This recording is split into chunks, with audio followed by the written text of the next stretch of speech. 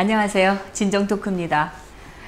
이 시간에 조시철 목사님 모시고 많은 그 역사적 사건을 담고 있는 사진들을 통해서 역사의 진실을 탐구해보고 있습니다. 이 시간을 기다리시는 분이 생겼을 정도로 반응이 뜨거운데요.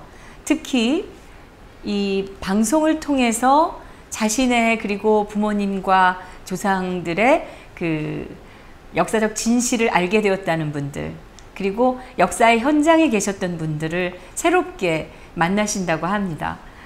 놀라운 일이 아닐 수 없습니다. 우리가 그동안 왜 이런 진실들을 몰랐을까? 오늘 자세한 말씀 또 들어보도록 하겠습니다. 조시철 목사님 나오셨습니다.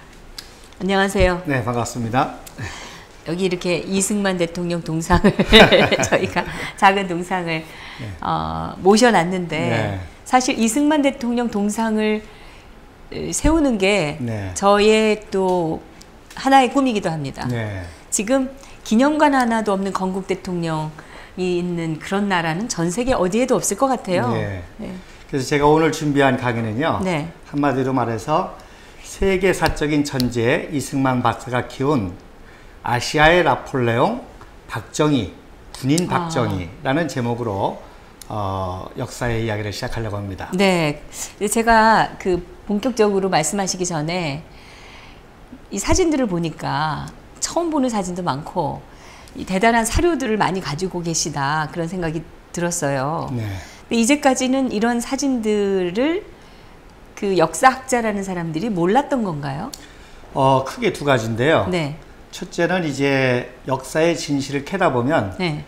이승만 박정희가 얼마나 위대한지가 나옵니다. 네. 그러니까 그런 사진 자료들이 나오면 나올수록 진실이 드러나니까 숨기겠죠. 가리겠죠. 소위 역사학자라는 사람들이 그렇죠. 그런 조작을 한 거네요. 그렇죠. 네. 조작을 한다거나 또 빼버린다든지 그렇게 하기도 하고요. 그 다음에 이제 우리나라 역사의 특별히 사진은, 특히 옛날 사진은 다 선교사들이 가지고 있습니다.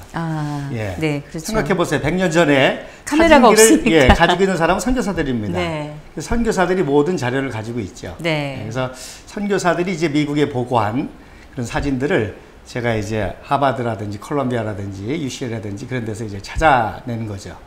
그 대학교 도서관에 직접 가셔서? 아니요, 이제 인터넷으로 다 찾습니다. 예. 인터넷에 다 공개가 돼 있어요. 예, 공개한 건 다 찾을 수 있습니다. 근데 이념에 빠져서 이런 역사적 진실을 왜곡하고 네. 감추고 네. 이런다면은 스스로 역사학자라는 말을 해서는 안 되는 게 아닐까요? 네.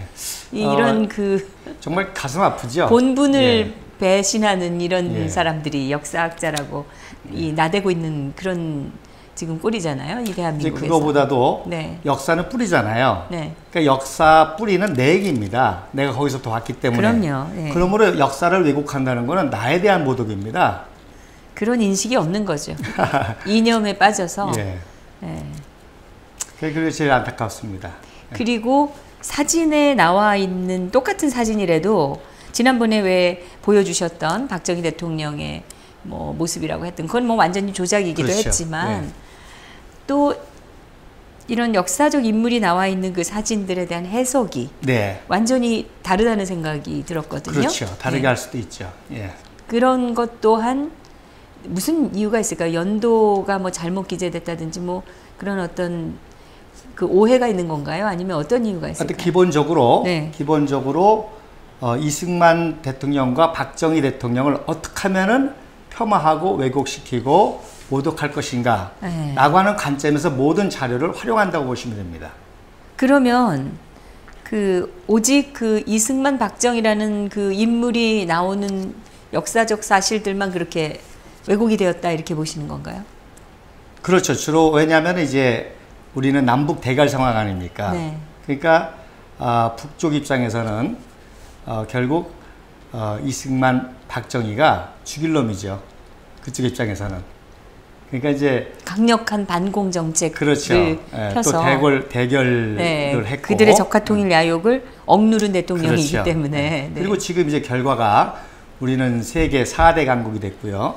4대 강국은 아니죠. 이거 좀 그거 4대 강국도 제가 해석을 합니다. 12위권입니다. 네. 아닙니다. 그게 GDP 경제 규모라고 있어요. 네. 그러니까 국민 총 생산입니다. 네. 그러니까 인구 대비 총 생산량을 따질 때 우리가 4위인 거죠. 인구 대비. 그렇죠. 예를 들어서 중국이 지금 한 10조 불을 생산하거든요. 네. 15억의 인구를 가지고 10조 불을 생산합니다. 10조 달러. 네. 예, 10조 달러. 15억이라는 인구를 가지고요. 근데 우리는 약 6천만의 인구를 가지고 약 1.5조 불의 그 생산을 합니다. 그러니까 매출 보면은 10분의 1이잖아요. 근데 인구는 30배입니다. 결국 우리가 3배가 더 강하다는 거죠. 네. 예. 그 말씀 듣고 보니까 또 그렇네요. 예, 그거가 중요한 포인트입니다. 그래서 네. 미국이 지금 1위로 15조 불에 3억이 만들어내고 있고요. 2위가 일본입니다.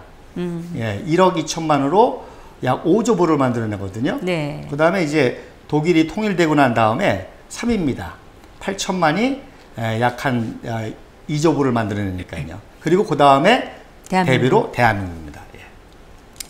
지금 우리가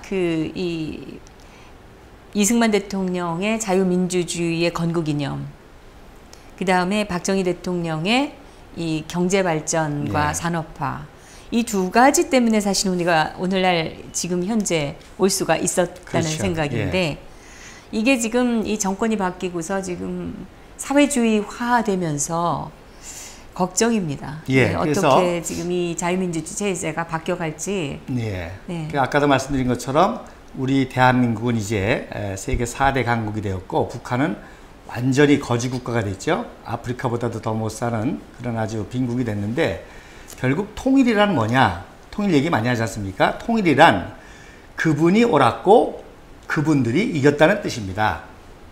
즉 이승만 박사가 세운 대한민국 체제가 옳았고 김일성이가 세운 공산주의 체제가 틀렸다는 거죠. 그리고 그 뒤를 이어서 박정희 대통령의 이런 그 체제 안에서의 그 경제 발전이 결국 북한을 이겼다는 뜻입니다. 네. 그렇기 때문에 지금 그 싸움이 계속되고 있는 거죠. 이런 간단한 사실을 예. 무시하거나 외면하면서 지금 북한을 어떻게 해서든지 잘 살고 결국은 북한을 중심으로 해서 이 북한이 주장하는 연방제 통일을 하려고 하는 집단이 지금 정권을 잡았기 때문에 이게 지금 걱정이 아닐 수가 없는데요. 오늘 그러면 다시 이 역사적 사건들이 있었던 그 사진 속으로 들어가서 한번 진실을 찾아보도록 하겠습니다. 예. 오늘 시작되는 스토리는 어떤 걸까요?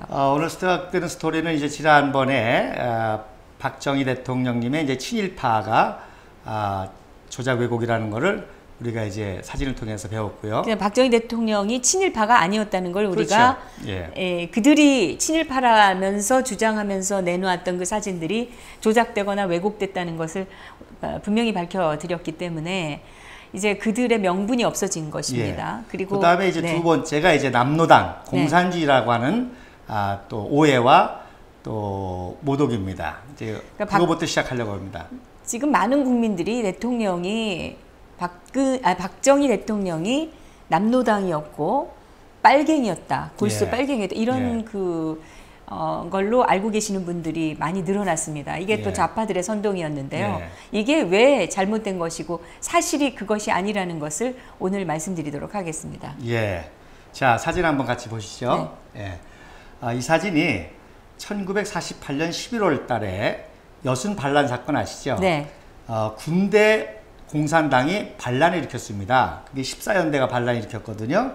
그때 이제 진압하는 그 사진입니다. 그 왼쪽에 있는 사람이 송호성 장군이고요. 네, 앉아 계신 분이요? 예, 오른편에 서 있는 분이 백인엽 장군입니다. 백인엽 장군 동생입니다. 네. 예.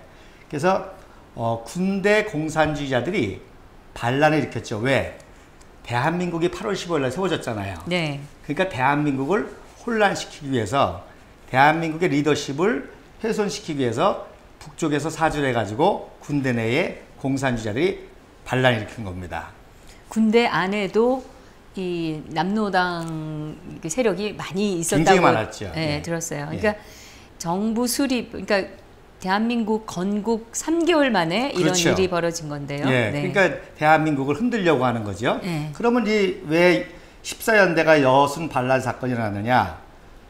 그 전에 4.3 사건이 있었죠? 네. 요거는 대한민국 건국 직전에 일어난 겁니다. 그거는 5월 10일 그렇죠. 선거를 방해하기 위해서 맞습니다. 시작이 됐는데 네. 사실은 이게 47년도부터 이게 준비가 됐죠. 준비가 됐었고 또 그 촉발됐던 사건도 있었고 했는데 결국은 이게 몇 년 걸렸습니다. 이걸 다 진압하는데. 그래서 그 4.3 사건이 바로 제주도 내의 공산주의자들을 선동해서 재헌의회를 방해하려고 일으킨 겁니다. 그래서 결국 두석을 선거를 못했죠. 제주도에 이 세 사람의 재헌 의원을 선출하기로 되어 있었는데 두석입니다. 아니요, 세 석인데 두 석은 못한 거예요. 예. 그리고 한 군데만 이제 뽑혔고, 예. 그래서 이제 두 군데가 제주도에서 선거를 예. 못 치렀습니다. 예. 재선거를 하려고도 했는데 그것도 안 못 됐죠. 치렀어요. 예. 그래서 그거를 진압하라고 14연대를 보냈던 거예요. 아, 그래서 순천에서 배를 타고 제주도를 가려고 했는데 네. 반란을 일으킨 거죠. 네. 예. 그래서 그때 4.3 사건 때 송호성 장군입니다. 이분이 진압하러. 그리고 그 뒤에 서 계신 분이 조병옥 박사님이십니다. 예. 아, 그 오른쪽에 예, 경찰 모자 있죠? 네네네. 예. 서 있는 분이 송호성 장군이고 그 뒤에 얼굴만 보이는 분이 얼굴이 반이 가리는 예, 조병옥 박사님이십니다. 아, 네. 예, 그분 이제 그때는 이제 경찰 총수로 진압하러 갔던 거죠. 그러니까 이게 조금 헷갈릴 수가 있는데 예. 이게 48년 4월 3일 날 예. 이제 이 폭도들이 경찰 관서에 침입해서 경찰서장 가족을 죽이면서 시작됐던 사건이거든요. 물론 예. 그 이전에 또 딴 거 있었지만 그런데 이게 길어지면서 그렇죠. 정부 수립 이후에도 계속 그렇죠. 이게 됐던 예. 거죠. 예. 그 초기에 폭도는 북한으로 도망을 쳤지만 예. 뒤에 남은 세력들이 이어받아 가지고 계속해서 이 폭동을 일으키고 행정을 방해했던 예. 그래서 이제 그 정부 수립 이후에 진압을 하러 보냈다는 그렇죠. 거죠. 14대원대를. 네. 그러니까 4.3 사건은 건국을 방해한 사건이고 14연대 반란 사건은 건국 후에 대한민국을 방해한 사건이죠. 네. 거기에 송호성이라는 사람이 이제 진압사령관으로 다 등장을 합니다. 네. 자, 근데 그때 이제 이 송호성 장군과 함께 여순 반란 사건 진압하는데 작전 장교로 투입된 분이 박정희 소령입니다. 아, 옆에 박정희 소령의 모습이 보이네요. 그렇죠. 예. 근데 지금 많은 사람들이 잘못 알고 있는 부분 중에 하나가 박정희 대통령이 여순 반란 사건 때 그 남로당의 그 총책으로 군대 내에 아니죠. 그렇게 잡혔다 뭐 이런 아닙니다. 그러니까 보세요. 여순 반란 사건을 진압하러 미군 군사 고문단과 함께 송호성 장군이 작전 회의를 하고 있고요. 네. 그 옆에 작전 장교로 박정희 소령이 진압하는데 관여하는 사건입니다. 지금 저 모습은 박정희 대통령이 당시에 박정희 소령이 예, 설명을 하고 있고 그렇죠. 송 장군이 경청하고 있는 그런 모습이네요. 예, 예. 자, 그런데 이제 이 사건을 진압하자마자 네. 박정희가 체포가 됩니다. 네. 왜냐하면 남로당에 이름이 있다는 것이 밝혀져 가지고 체포가 됩니다. 자, 그런데 송호성 장군이요 간첩이었습니다. 에? 예, 송호송 장군 자체가 간첩이었어요. 간첩이었습니다. 그래서 6.25 동란이 일어났죠. 네. 50년 6월 15일 날. 네. 그때 송호성 장군은 이제 예편에서 뭐라 그럴까요? 향토 예비군 부대 부대장이었습니다. 저 사진은 지금 송호성 선생하고 있는 거 보니까 저 북한에 있는 묘 같은데. 그렇지, 혁명열사에 묻혀 있는 거죠. 아, 예, 이건 그래서, 정말 충격적인. 예, 그래서 처음 듣는 지금 예, 얘기예요. 북한이 이제 기습남침을 하면서 한강이 끊어지면서 송호성이가 월남하지 않고 북한으로 넘어간 거죠. 그럼 그때까지 여순 반란 진압하고 어쩌고 저쩌고 다 한 것이. 그렇지, 다. 그리고 그 제주도 간 것도 그 진압을 좀 방해하기 위해서 간 거 아닌가요? 뭐 그럴 수 있겠죠. 그래서 우리가 북침 남침 얘기하지 않습니까? 네. 예. 그래서 북한에서 새벽에 전 북한 지역에 방송을 했습니다. 뭐라고 방송했느냐고 하니요. 지금 남쪽에 송호성 부대가 기습으로 북침하여 우리가 남침을 시작했다. 그렇게 북한에서 자기들이 무단으로 지금 이 대한민국을 침략하는 것을 합리화하기 위해서 거짓말 방송을 하고 내려왔군요. 그 주인공이 송호성입니다. 예, 송호성 부대가 북한을 침략해서 우리가 남한을 점령하고 있다. 그리고 송호성이는 곧바로 월남에서 이제 선무 방송을 하게 되죠. 그러다가 이제 저렇게 혁명열사능에 묻히게 됩니다. 아니 월남이 아니고 월북이겠죠. 월북이죠. 예. 네네. 조금 전에 월남이라고 그렇죠. 그러셔가지고 깜짝 놀랐어요. 그런데 이제 박정희는 이때 체포돼 가지고 이제 조사를 받습니다. 그래서 그러면 박정희를 체포하게 한 게 송호성 장군인가요? 아니 전혀 그건 관계없는 얘기고 이제 그 군대 내에 공산주의자들을 수사하는 특무대라 그러죠. 그 특무대에서 이제 박정희의 이름을 발견하고 박정희를 여순 반란 사건 진압 이후에 체포해서 수사를 하게 됩니다. 저 집 사진은 김안일 씨 집인데. 예, 그 당시 이제 직접 수사한 사람이 김한진 대위입니다. 그다음에 수사팀장이 김창룡 소령이고요. 그다음에 특무과장이 바로 김한일 소령입니다. 준장으로 예편하신 분이고요. 그분 사진입니다. 이분이 기독교인이고 또 목사가 되셨습니다. 나중에. 그리고 특무대장이 백선엽 대령이죠.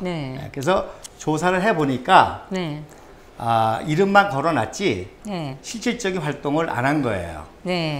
그런데다가 남로당의 최고 군사총책이 이재복 목사입니다.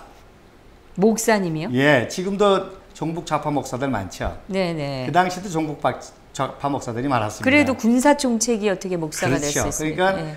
그러니까 이 사상적인 거기 때문에 목사들이 신분위장하기도 좋고 해서 그 이재복 목사가 그럼 이분이 원래 이재복이라는 자가 원래 그러면 군인이었다는 건가요? 아니죠. 목사죠.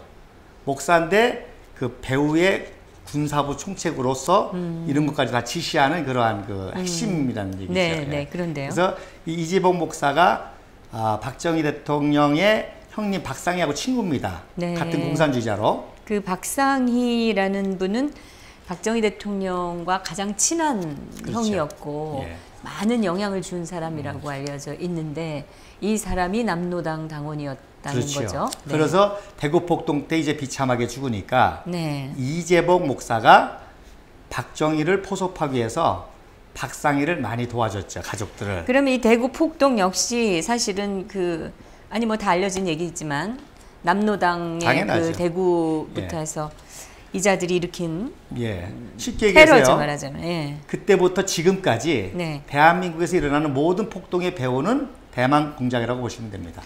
저는 지금 민노총이 걸핏하면 거리에서 벌이고 있는 그 불법 폭력 시위도 역시 그렇죠. 북한이 어디인가 또 누군가를 통해서 개입하고 있다 이렇게 생각이 듭니다. 그래서 이제 그렇게 유혹을 해서 박상희를 끌어들인 거죠. 그래서 이름만 이제 거론한 그런 상태였습니다. 근데도 이제 상당히 고위직이기 때문에 아주 사형 위기에 있었죠. 근데 또 놀라운 사실은 그 당시 이제 우리 남한에서도 북쪽으로 올라가지만 북쪽에서 남한으로 내려오기도 합니다. 들락날락을 합니다. 그때 군부 출신들이 북쪽에 갔다가 북쪽의 실상을 보고 남쪽에 내려와서 박정희 소령을 만납니다. 그래서 박정희에게 북한의 실상을 얘기해 줍니다. 그래서 이미 박정희는 아까 보신 요때 이미 전향을 결심하고 있었습니다. 그럼 저때 송호성은 자기 신분을 감추고 그렇게 지휘하는 척을 했다는 거죠. 그래서 누가 공산주의고 누가 공산주의가 아니냐는 것을 제가 지금 이렇게 선명하게 설명을 해드린 겁니다. 그래서 결국 재판을 받죠. 박정희 대통령이. 그래도 이름이 있으니까. 그래서 군사재판에서 무기징역을 받습니다. 무기징역을 받는데 우리가 이제 이게 전설이 되다 보니까 백선엽 장군이 살려준 것처럼 얘기하거든요. 네. 근데 그렇지가 않습니다. 그 당시 공산주의자를 사면할 수 있는 사면권은 국부 이승만 박사밖에 없었습니다.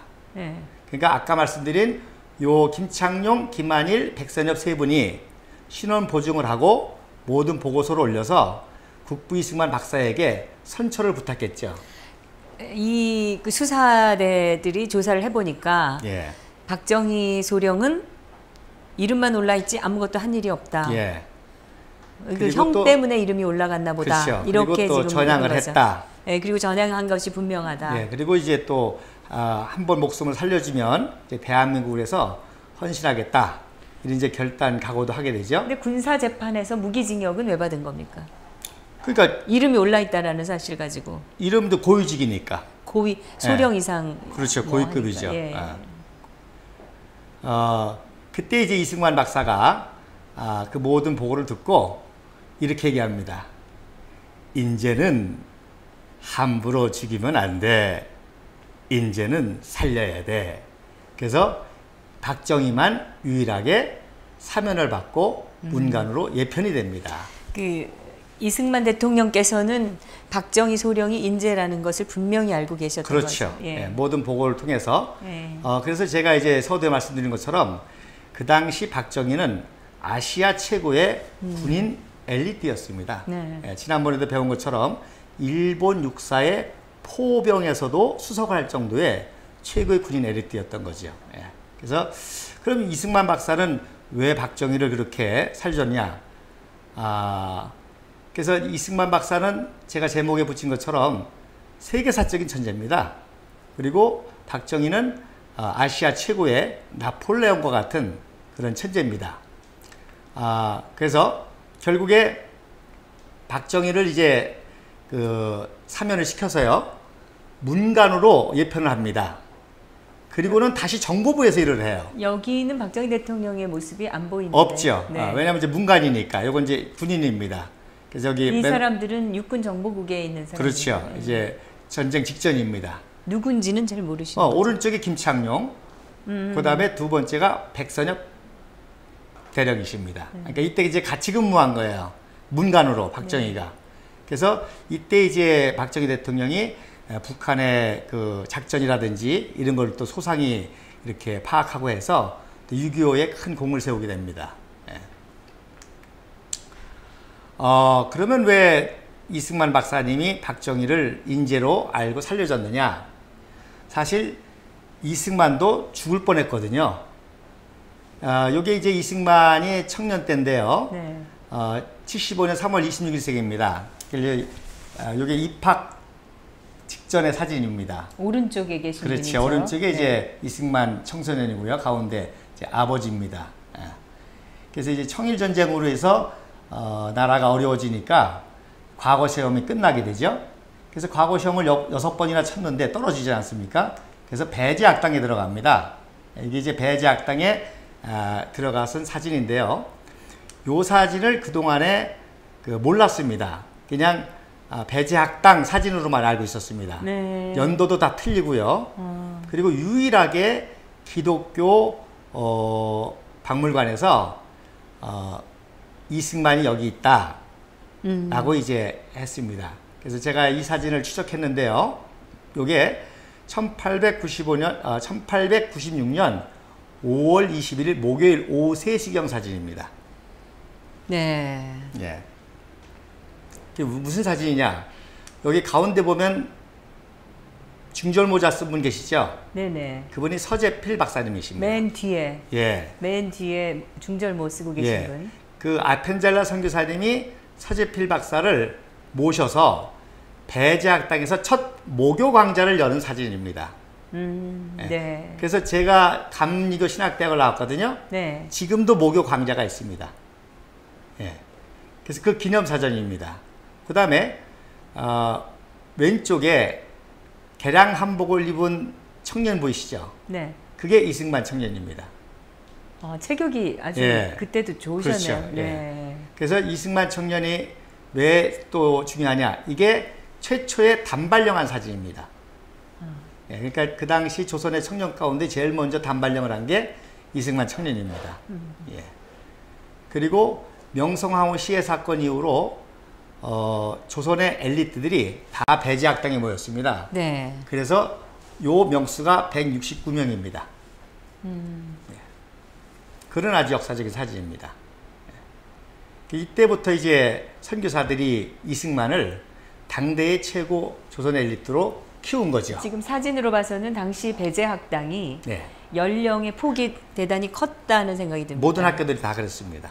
예. 그러니까 뭐 빠른 사람들은 한 그렇지, 여섯 유치원부터. 살부터 그렇죠. 예. 대여섯 살부터 예.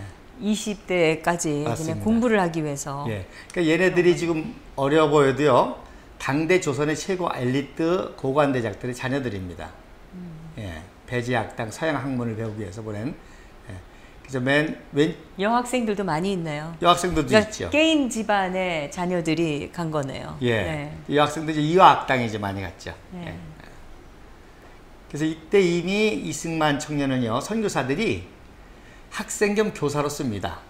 네. 그래서 한문에 능통했기 때문에 한문과 동양학을 학생들에게 가르치고 본인은 서양 학문을 배우는 학생으로 그래서 선교사에 준하는 월급을 받고 학생 겸 교사로 합니다. 엄청난 일이죠.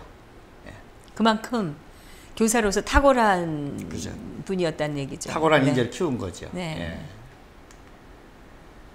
예. 요 당시 이제 감리교 선교사들입니다. 이승만을 키운 선교사들입니다. 그리고 그 가족들도 같이 사진 찍은 것 예. 같습니다. 자, 여기 이제 오른쪽에 처음에 난 분이 존 버스타드라는 선교사인데 네. 이분이 배제학당에서 이승만에게 많은 영향을 미칩니다. 그래서 이분이 왜 중요한 거 아니? 이분이 유일한 하버드 출신의 선교사입니다. 그래서 이승만 청년이 나중에 조지 워싱턴을 졸업하고 하버드 대학교를 가는 계기가 된 분이죠. 이분이 짧게 사역하시다가 돌아가셨습니다. 이승만에게는 굉장히 영향을 미친 분이었습니다. 한국에서 그 당시에 그렇죠. 그러니까 조선에서 돌아가신 건가요? 아니요, 이제 몸이 아파가지고 1901년도에 소천을 귀국해서 소천합니다. 그래서 이승만에게 가장 영향을 미친 그런 그 선교사 가운데 한 분이십니다. 자, 그래서 졸업하고 난 다음에는 이승만 청년이 만민공동회를 하죠. 월남이 상제, 윤치호, 서재필 이런 분들과 함께. 그래서 요게 아마 처음 보시는 분들이 많을 겁니다. 자, 여기에 왼편에 있는 청년이 이승만 청년입니다. 지금 반만 나와 있는 분이요. 그렇죠. 예. 예. 그리고 서 있는 분이 이상제 선생. 그리고 예. 그 뒤에 앉아 있는 사람이 이완용입니다. 이완용. 네. 그 이상제 선생이 바로 뒤에 앉아 있는 그 서양 복장을 하고 앉아 있는 사람이. 그러니까 이완용은 이때는 친미파로 독립운동가였습니다. 애국자였습니다. 근데 친미파, 친러파, 친일파로 변질한 거죠. 그러니까 처음에 친미파였다가 그렇죠. 친러로 갔다가 나중에 친미로 간 거죠. 친일로 간 거죠. 그다음에 친일로 그렇죠. 가서 매국노가 된 매국노가 거죠. 된 거네요. 이때만 해도 이제 그러니까 그 당시 얘기 최고의 들어보면은 그 기회주의적으로 조금 더 세 보이는 쪽에 계속 붙는 거네요. 그렇게 됐죠. 네, 이완용. 그래서 이게 일반 역사자들이 요 사진을 잘라서 씁니다. 즉 이승만을 제거하고 쓰죠. 예, 그래서 많은 분들이 처음 보실 거예요. 지금 왼쪽의 사진이 아주 미남 청년이네요. 예, 사회 보는 사진입니다. 그러니까 벌써 23살 때 이승만은 당대 조선의 최고의 청년 엘리트로 저 사진은 지금 뭘 하는 데서 사회를 이게 보신 거예요? 만민공동회, 독립협회가 주장한 만민공동회의 사회 보는 장면입니다. 그러니까 이렇게 이승만이가 이때부터 위대했거든요. 그러니까 이제 좌파학자들은 그게 싫으니까 이 사진을 잘라서 쓰죠. 예. 자, 그 다음에 이제 이 사진이 그러니까 그런 짓을 하는 자들은 학자라고 불러서도 안 됩니다. 네. 이 사진이 이제 또 왜 중요한 거 아니에요? 이승만 청년이 독립운동하다가 체포되지 않습니까? 네. 독립운동이 아니죠. 대한제 개국운동하다가 네. 왜 체포되는 거 아니? 그 버스타드 선교사가 가시고 요 왼쪽에 아기 안고 있는 선교사 있어요. 네. 예, 그분이 쇼먼 선교사입니다. 네, 수염 나신 분. 애기 이렇게 안고 있는 그 네, 옆에 네. 예, 두 번째 젊은 분. 예. 그분이 이제 이승만하고 친했습니다. 그분이 왕진을 가자고 따라 나갔다가 잡힌 거예요. 네. 예, 그런 인연이 있는 그런 사진입니다. 그래서 이게 이제 독립협회가 주최한 만민공동의 사진입니다. 저 행사에서 무대에서 사회를 보셨다 이거죠. 그렇죠. 네. 1차, 2차, 3차를 주관했죠. 그다가 이제 서재 PD가 5월 달에 강제 출국당하니까 이승만 청년이 다 2차, 3차를 주도하게 되죠. 예. 이게 이제 2차 집회 때 모습 같아요. 그 다음에 이게 그 당시 이제 공동회 집회 때고, 요게 유명한 3차 집회, 태극기 집회입니다. 최초. 이게 대한문 앞이네요. 그렇죠. 네. 그 당시는 대안문이었습니다. 네. 이게 나중에 대한문으로 고쳐진 거죠. 요게 이제 진짜 11월 대안문이라고 이제 써 있는데 예. 이런 것들이 사실은 우리가 모르고 있었던 그렇죠. 예. 역사적 사실. 그래서 이때 이승만 사진을 청년이 통해서만 확인되는. 예, 이때 이승만 청년이 한 연설이 뭉치면 살고 흩어지면 죽습니다. 연설을 이때 처음 한 거죠. 대한문 앞에서. 대한문 앞에서. 이게 3차 때입니다. 예. 그리고 말씀드린 대로 이제 고종 황제가 떠오르는 이 지도자 이승만을 저때 그 태극기가 예. 저런 모습이었다는 것을 처음 아시게 된 분들도 많으셨을 것 같아요. 그 당시에. 아니죠. 태극기는 1882년부터 나오기 시작했죠. 그런데 예. 예. 이렇게 모여들었던 사람들 중에 태극기를 다 소유하고 있었던 건 아니지 그렇죠. 않습니까? 예. 예. 맞습니다. 예. 그래서 이승만 청년이 강력한 개혁운동을 하니까 박근혜 대통령 엮듯이 엮었죠. 엮어서 대역죄로 체포를 합니다.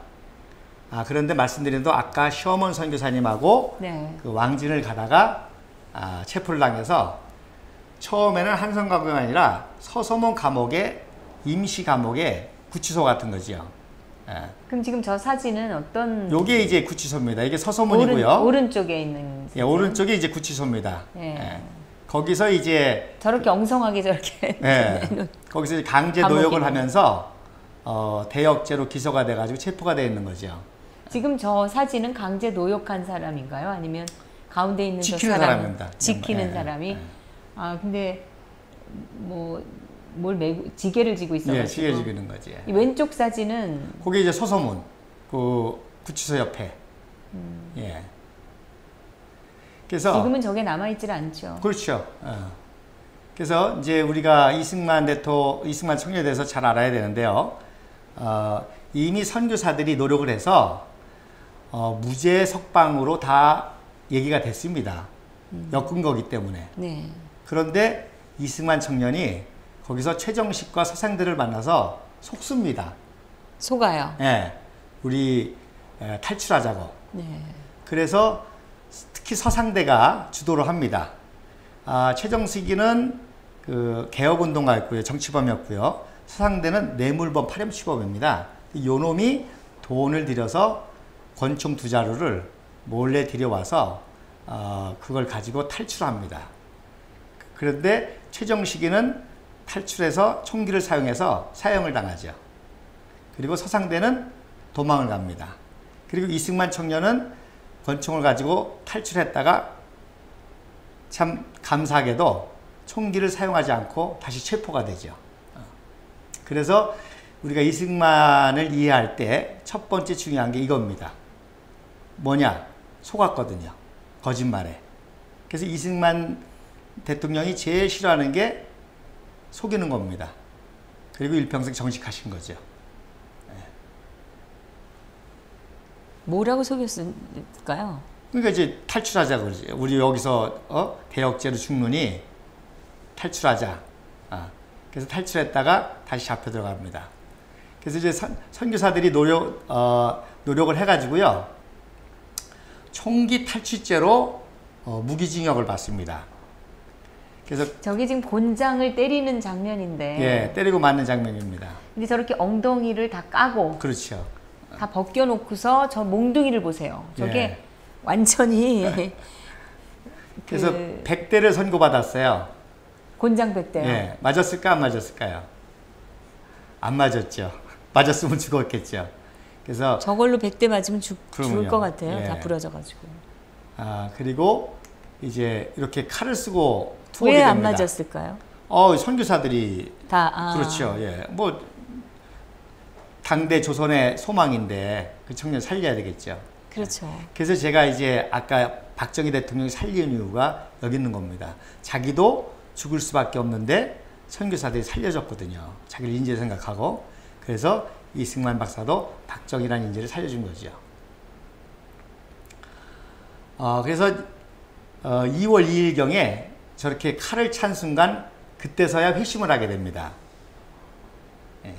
그래서 이게 그 당시 칼을 찬 장면입니다. 이승만 아니고요. 예. 그 재미난 거는요, 칼도 세 종류가 있었습니다. 그래서 사형수는 12kg를 차고요, 무기수는 10kg를 차고, 또 유배수는 8kg를 찹니다.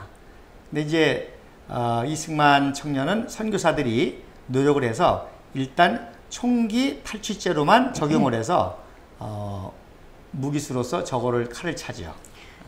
저기 지금 이승만 대통령의 모습이 있는 건가요? 아니죠. 아니죠, 네, 이거는. 네. 글쎄요, 뭐 아닐 겁니다. 왜냐면 우선 단발령을 안 했잖아요. 아, 그러네요. 예, 네. 예. 그래서 이제 그때 회심을 하게 됩니다. 기독교를 개종을 하게 되죠. 그러니까 기독교를 개종하니까 이제 성경 읽고 싶어가지고 선교사들에게 성경을 요청합니다. 그때 이제 셔우드 에디란 선교사님이 영어 성경을 선물로 주게 되죠. 이 셔우드 선교사는 예일대 출신입니다. 그리고 원래 인도 선교사입니다.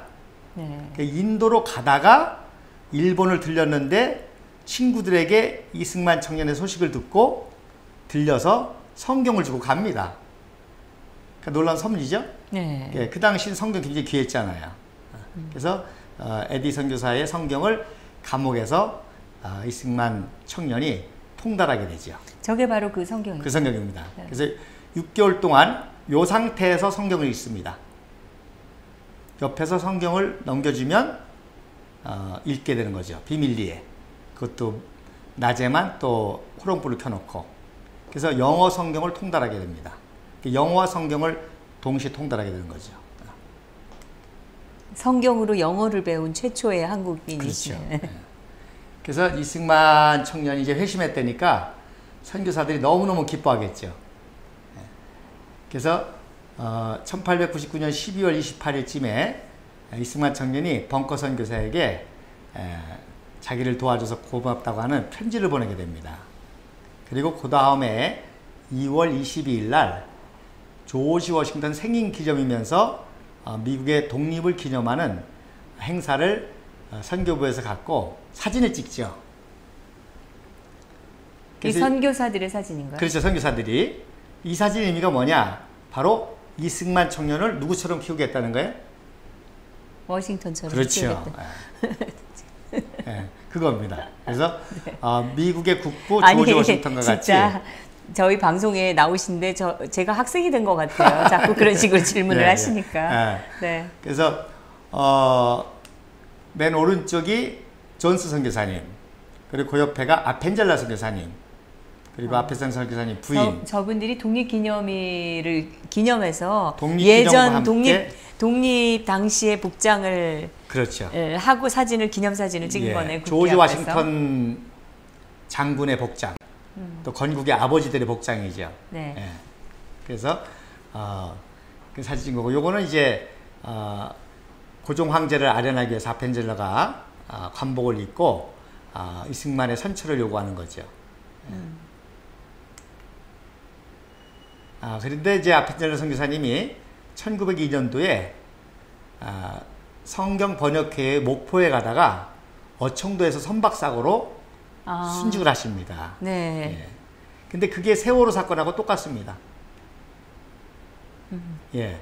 일본이 아펜젤러 선교사님을 죽이기 위해서 선박 위장 사고로 돌아가시게 되는 거죠. 그래서 지금 세월호 사건도 지금 많은 진실들이 드러나고 있지 않습니까? 예. 거의 유사한 형태입니다.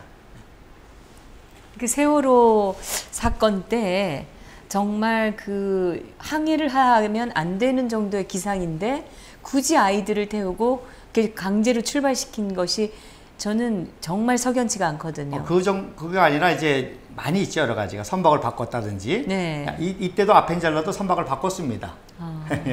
그러니까 거의 비슷한 상황입니다. 똑같습니다. 일본의 음모가 있었던 거네요. 그렇죠. 여기는. 네. 그래서 일본이 아펜젤러 선교사님을 굉장히 이제 그 조선을 식민지하는 걸림돌로 여겼던 거죠. 네. 그래서 저 왼쪽 사진이 순교 소식을 듣고 침울해하는 그 다른 선교사들 모습입니다. 네. 레이놀즈, 언더우드, 게일 넷이 만나기로 했는데 소식을 듣고 침울한 거죠. 그 다음에 오른쪽은 이제 존스 선교사가 그 다음에 대신 참석한 그런 선교사 그런 모습입니다. 그렇게 이제 감옥에 있으면서요 5년 8개월 정도 있거든요. 그래서 선교사들이 이승만 청년들에게 당대 최고의 책들을 이제 보내줍니다. 그래서 약 600권 분량을 통달하게 됩니다. 그리고 요 아웃룩이라는 잡지인데요. 요거는 이제 오늘날의 타임즈지, 뉴스위크지, 르몽드지, 스피겔지와 같은 그런 그 당대 최고의 잡지입니다. 그런 걸 넣어줘서 감옥 안에서 이승만 청년이 모든 학문을 다 통달하게 되죠.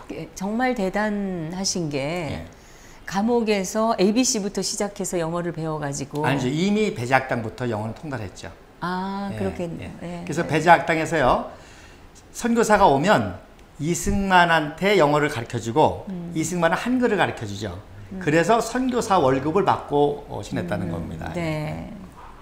이제 그 생각을 깜빡 못하고 감옥에서 영어를 터득하신 분이 이렇게 생각했는데 그러니까 감옥에서 영어 성경을 통해서 이제 영어와 함께 성경도 다 통달하게 되죠. 놀라운 거는요. 그 아웃룩 잡지에서 요 가운데 계신 분이 데오도르 셀즈베리 울시라고 하는 그 당시 미국의 최고 국제법학 교수입니다. 예일 대학교. 이분의 논문을 봅니다. 그 옆에 있는 게 오른쪽에 있는 게 바로 그분의 논문인가요? 아니죠. 그 논문에 영감을 받고 이승만 청년이 프린스톤에서 쓴 논문입니다. 그렇네요. 승만 리라고 밑에 있네요. 네. 그러니까 감옥에서 그 울시 박사의 논문에 감동을 받고 미국에 가서 논문을 박사학위 쓰는데 그렇게 영향을 받았다는 거죠. 이게 이제 정식으로 출판된 논문입니다. 박사학위 논문. 그 다음에 가운데 게 이제 정인섭 박사님이 번역하신 겁니다. 박사학위 논문을요. 이승만 박사 논문. 이 논문이 얼마나 대단하냐면요. 정치, 국제법, 경제 3개 학위 공동학위를 받습니다. 이 논문 하나로? 예, 하나로. 대단한 거죠. 네. 오른쪽에 이승만과 마샤리크라고 하는 책을 연세대학교 명예경제학 교수인 김학의 교수가 쓰셨습니다. 네. 이 김학의 교수님은 경제학자거든요. 근데 이분이 은퇴를 하고 어떻게 우연한 기회에 1910년도에 이승만 박사의 책을 보고 감동을 받은 거예요. 바로 이 책을 논문을 보고. 바로 이 책. 이 책을 보고. 그래서 이분은 이 책이 자본주의 시장경제 책이라고 합니다. 그래서 이분이 이때 너무 감동을 받아가지고 이승만 연구가가 됩니다. 네. 저는 이제 목사와 선교사로서 감동을 받고 이승만을 연구하게 됐고요. 저분은 저 논문 보고 이승만 연구에서 이승만과 체코의 국부 마샤리크를 비교 연구한 책입니다. 근데 이 책이 미국에서는 대학교의 교재로 오랫동안 쓰였습니다. 그러면요. 그 정도로 탁월한 논문을 그야말로 아무도 모르는 이 아시아의 작은 것도 일본의 지배를 받고 있는 그런 나라에서 온 학생이 그래서 제가 이렇게 이제 자세히 말씀드리는 게 이승만 박정희에 대한 모든 것은 다 거짓이라는 거죠. 지금 일반들이 알고 있는 많은 것들이 거짓이라는 100%죠, 거죠. 다수작이죠. 그래서 아까도 그 역사학자에 대한 얘기를 하셨잖아요. 역사학자들이 이런 연구를 안 하니까 이렇게 경제학자들이 저 목사와 선교사 이런 분들이 너무너무 감동을 받고 스스로 연구를 하게 되는 거였습니다. 지금 대한민국 그 국사학회는 90%가 좌파라고 그러더라고요. 네. 뭐 그러니까 어떻게 그렇게 됐는지는 모르겠지만 아무튼 그 제 생각에는 이 1986년도에 박원순 서울시장이 그 박헌영의 아들이라는 그 원경 승려와 함께 만든 역사문제연구소의 영향이 크지 않았을까 그런 생각이 듭니다. 네. 자, 그래서 이 책이 그래서 또 유명한 책이고요. 네. 그다음에 이제 요게 이제 유명한 재팬 인사이드 아웃이라는 책입니다. 요거는 이승만 박사가 1941년 7월 달에 쓴 책이죠, 영어로. 그래서 이 책이 바로 유명한 것은 진주만 기습 공격을 예언한 책입니다. 네. 그래서 이 책을 통해서 지식인들이 많이 전향을 합니다. 내가 알았던 이승만이가 다 가짜였구나. 내가 배운 이승만이가 다 거짓이었구나. 그래서 이 지식인들이 이 책을 읽고 굉장히 감동을 받고 많이 전향을 합니다. 그 이승만 박사의 학문적 깊이는 대단하셨던 것 같아요. 그래서 제가 세계사적 천재라고 이제 말씀드리는 저 이제 거죠. 비봉 출판사에서 나온 최근에 나온 책입니다. 네, 이 비봉 출판사가 정말 읽어야 될 좋은 책을 많이 출판을 하는 회사입니다. 저 재팬 인사이드 아웃을 일본어로 번역한 게 박마리아입니다. 네. 선배님이시죠? 이와 여대를 나온 박마리아가 일본어로도 번역을 했습니다. 네. 그래서 제가 이 책을 또 이렇게 중간에 소개하는 이유는요. 네. 많은 분들이 이제 진주만 그 기습을 예언했다고 해서 유명한 책인데 제가 보기에는 177페이지가 더 중요합니다. 네. 요것이 이제 오늘날 우리 대한민국이 탄생이 된 그러한 그 계기가 되고 그 배경이라는 게 이제 그렇죠. 증명이 되는 거죠. 그래서 나중에 이제 시간 되면 요게 왜 중요한지를 말씀드리겠습니다만 그래서 이승만 박사가 유엔을 통해서 건국하려고 한 이유가 여기서부터 예언이 나오는 거죠. 네. 오늘은 여기까지 하도록 하겠습니다. 이 이승만 박사께서 얼마나 천재적인 청년이었고 얼마나 정말 스마트하고 똑똑한 분이었던가는 이 대한민국에서 이렇게 왜곡되고 폄하되고 있는데 미국과 일본에서 정말 존경받고 재조명되고 한다는 것이 이 대한민국의 아주 지금 이 현대사에서 이 비극이라고 생각이 저는 됩니다. 목사님 오늘도 너무 이제 좋은 사진들, 깜짝 놀랄만한 이야기. 저는 그 송하성 준장이 아마 처음 듣는 걸 거예요. 간첩이었다는. 남로당이었죠. 남로당. 군부 내의 핵심 계층까지도 그렇게. 자기가 별을 단 사람으로서 간첩이었는데 여순 반란 사건을 아닌 척하고 진압을 하는 쇼를 한 거네요, 결국. 초대 참모총장입니다. 지금 그 건국 초기에 이렇게 대한민국이 이념의 갈등으로 정말 심각했는데 그 상황이 지금 또 재현이 되고 있습니다. 이게 정말 슬픈 대한민국의 이 이념의 갈등의 역사가 언제 끝날 것인지 안타깝기만 합니다. 저희가 사진을 통해서 탐구해보는 역사의 진실, 점점 더 새로운 놀랄만한 그 사실들을 알려주고 계십니다. 우리 조시철 목사님 감사합니다. 네, 감사합니다. 다음 시간 또 그 다음 시간 저 좌파들이 왜곡하고 또 감추었던 그 역사적 이 대한민국 역사적 진실이 무엇인가 이 시간을 통해서 확인하시기 바랍니다. 다음 시간 기대해 주시기 바랍니다.